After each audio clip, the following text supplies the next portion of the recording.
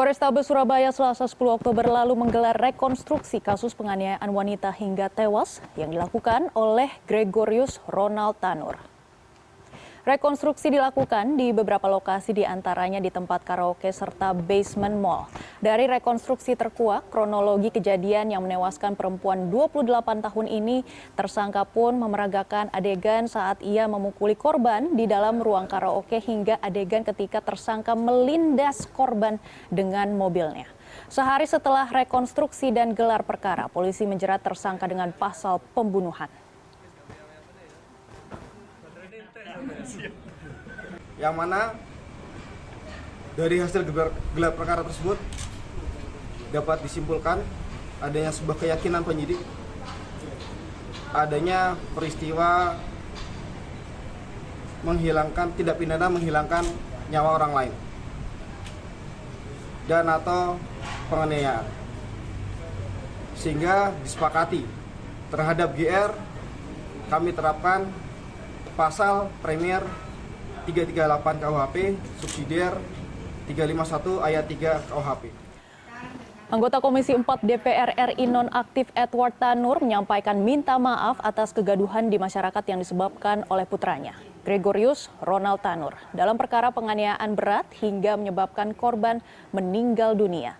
Politikus PKB itu menyerahkan sepenuhnya proses penegakan hukum kepada aparat dan berjanji tidak akan intervensi kepolisian atas hukuman anak pertamanya. Tapi si Ronald ini kan sudah dewasa, umurnya sudah 31 tahun.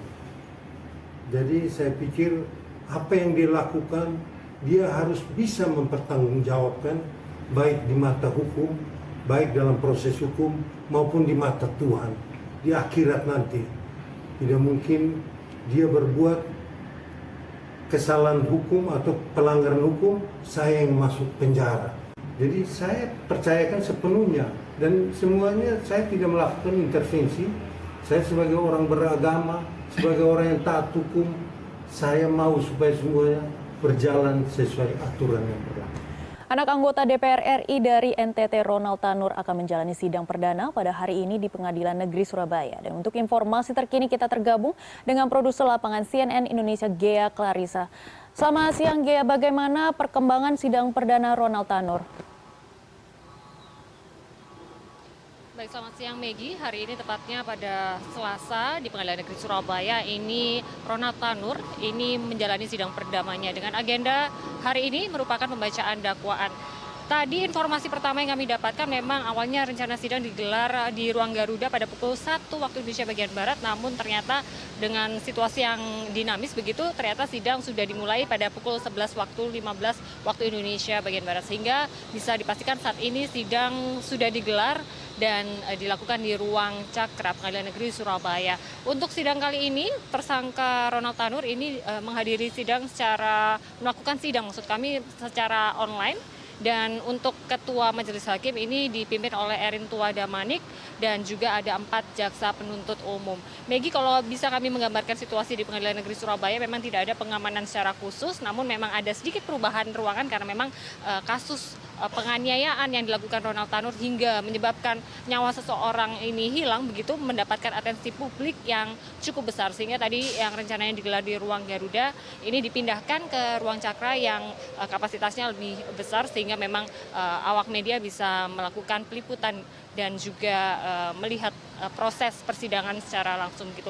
Meskipun tadi kami sempat melihat awal sidang begitu yang tidak dihadiri secara langsung atau secara online, ini tadi pihak Majelis Hakim begitu menyatakan bahwa untuk agenda sidang berikutnya ini untuk tersangka ini diwajibkan untuk hadir ke Pengadilan Negeri Surabaya begitu. Dan juga untuk perkembangan kasus sendiri memang cukup panjang, Maggie, karena memang pada kasus ini bermula dari adanya penganiayaan yang dilakukan Ronald Tanur kepada kekasihnya DSA begitu pada bulan Oktober 2023 tahun lalu begitu di sebuah basement salah satu mal di Surabaya bagian barat, di mana memang ini dengan bengisnya Ronald Tanur ini melakukan penganiayaan dalam bentuk pemukulan, kemudian juga sempat melindas dengan mobil, kemudian juga akhirnya menyebabkan kekasihnya ini kemudian meninggal dunia begitu.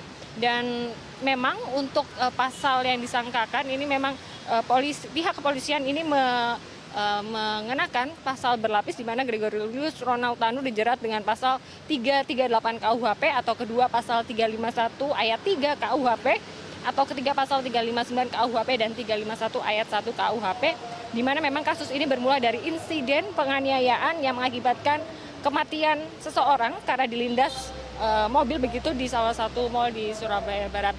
Untuk saat ini proses persidangan masih berlangsung dan memang untuk hari ini memang jadwalnya adalah pembacaan dakwaan dan dipastikan baik dari kuasa hukum dan juga dari pihak jaksa penuntut umum ini menghadiri sidang, dan kami masih akan menanti atau mengawal proses persidangan ini sehingga memang kasus yang menjadi sorotan publik sejak akhir tahun lalu ini memang dikawal sehingga semuanya secara transparan, dan tersangka ini kemudian mendapatkan tersangka maupun korban ini juga mendapatkan hukuman dan juga keadilan yang seadil-adilnya, Megi. Baik, ya, apakah Anda juga sudah mendapatkan informasi terkait dengan ancaman hukuman yang akan dijatuhkan kepada tersangka?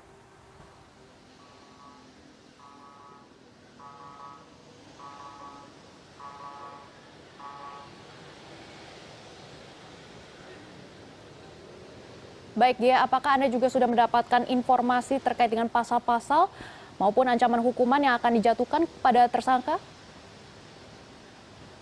Baik, mohon maaf, Megi, untuk secara teks saya kurang begitu mendengar pertanyaan Anda, namun juga dari informasi yang kami dapatkan dari pihak kepolisian, memang ini Ronald Tanur ini dijerat dengan pasal berlapis, di mana pasal 338 KUHP atau kedua pasal 351 ayat 3 KUHP atau ketiga pasal 359 KUHP dan 351 ayat KUHP, di mana hal ini mengatur dari awal adanya penganiayaan yang dilakukan oleh tersangka terhadap korban yang termasuk dalam penganiayaan berat sehingga mengakibatkan nyawa seseorang tersebut meninggal begitu. Untuk bukti dan juga saksi kemudian sudah dikantongi pihak kepolisian, kemudian juga cukup lama jeda waktu dari proses pelimpahan berkas dan perkara ini sehingga akhirnya masuk ke dalam tahap persidangan pada bulan Maret ini, di mana kita mengetahui bahwa kasus ini terjadi pada bulan Oktober 2023, namun memang cukup ada jeda sekitar 5 bulan sehingga akhirnya kasus ini baru disidangkan pada Selasa atau 19 Maret 2023. Baik dari jaksa penuntut umum menyatakan bahwa mereka secara hati-hati dan terperinci untuk menyusun dakwaan-dakwaan yang nantinya akan dijelaskan pada saat persidangan sehingga memang tidak ada celah hukum nantinya yang bisa dimanfaatkan